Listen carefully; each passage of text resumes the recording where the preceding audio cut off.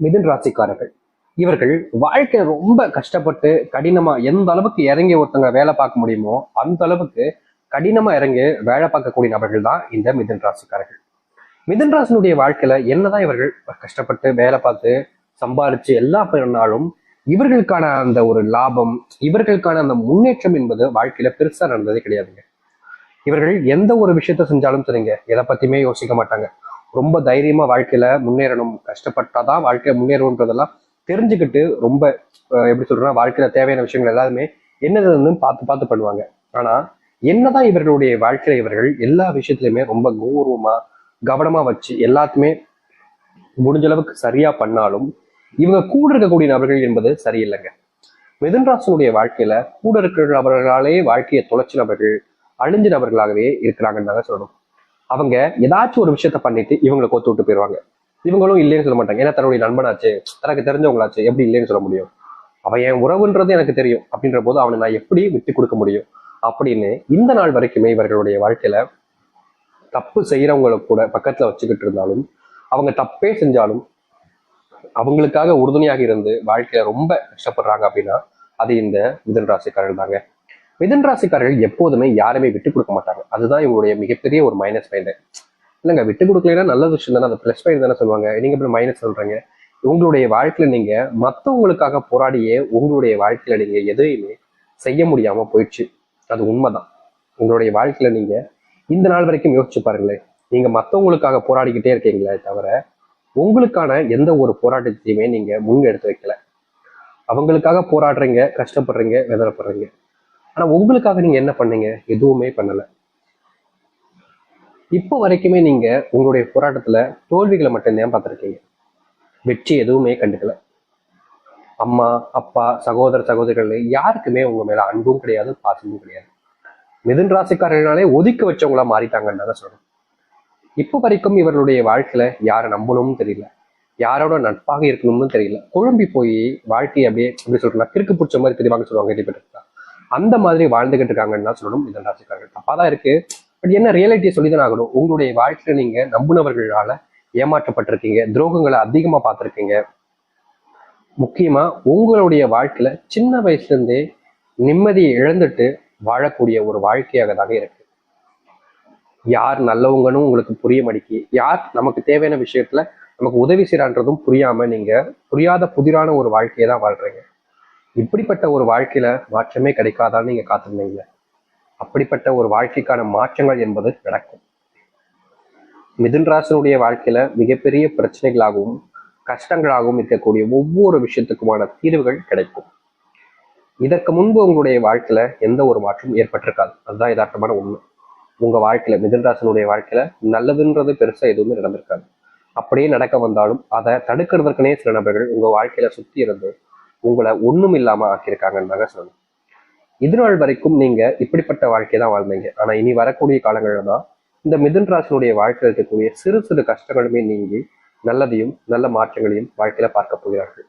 சரி, இந்த மிதுன் ராசினுடைய வாழ்க்கையில எப்படிப்பட்ட வாழ்க்கை இனி வரக்கூடிய இந்த குறுகிய காலங்களில் அமைய போகுது, எப்படிப்பட்ட வாழ்க்கையை வாழப்போகிறார்கள் என்பதை பற்றி நாம் இந்த ஒரு பதிவுல தெளிவாக பார்ப்போம்.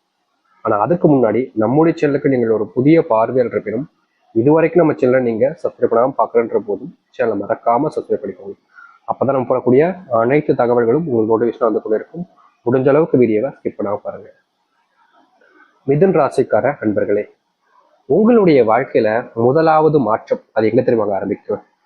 உங்க இது நாள் வரைக்குமே நீங்க கடனாளியாக அடைஞ்சீங்கல்ல, கடன் சுமையினால கஷ்டப்பட்டீங்கல்ல, அப்படிப்பட்ட கடன் சுமை அனைத்தும் நீங்க கூடிய மாற்றம் தான் முதலாவதாக இருக்க போகுது இந்த மிதுன் ராசினுடைய வாழ்க்கை. இவ்வளவு நாள் நீங்க மிதுன் ராசினுடைய வாழ்க்கையில கடன் பிரச்சனைல நீங்க படாத பாடுபட்டீங்க. முக்கியமா சில நாட்கள் தூக்கமே இல்லாம கூட தெரிஞ்சிருக்கீங்க. அப்படிப்பட்ட ஒரு வாழ்க்கையை மாற்றி அமைக்கக்கூடிய காலங்களாக இருக்கும் இந்த மிதுன் ராசிக்காரர்களுக்கு இனி வரக்கூடிய காலங்கள்ல.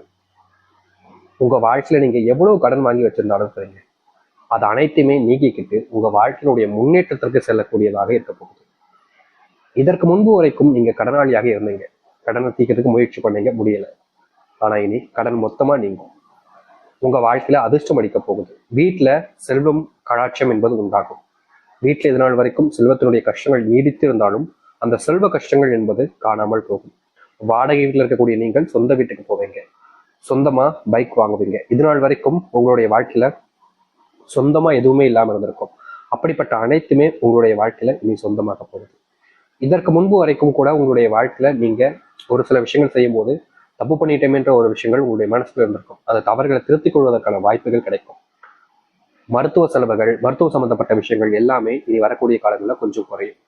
உங்களுடைய பெற்றோர்களுக்கும் சரி, இல்லை உங்களுக்கும் சரி, உடல் சார்ந்த பாதிப்புகள் இனி வரக்கூடிய காலங்களில் கொஞ்சம் இருக்கும். அதை நீங்க கொஞ்சம் உடம்ப பார்த்துக்கிட்டீங்க அப்படின்ற போது சரியான ஒரு பாதையில செல்வதாக உங்களுடைய வாழ்க்கையில தோணும்.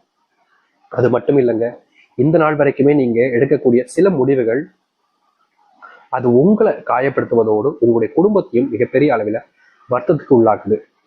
அப்படிப்பட்ட விஷயங்கள் நீங்குவதற்கு முதல்ல நீங்க உங்களை ஸ்டடி பண்ண ஆரம்பிங்க. சரிங்களா?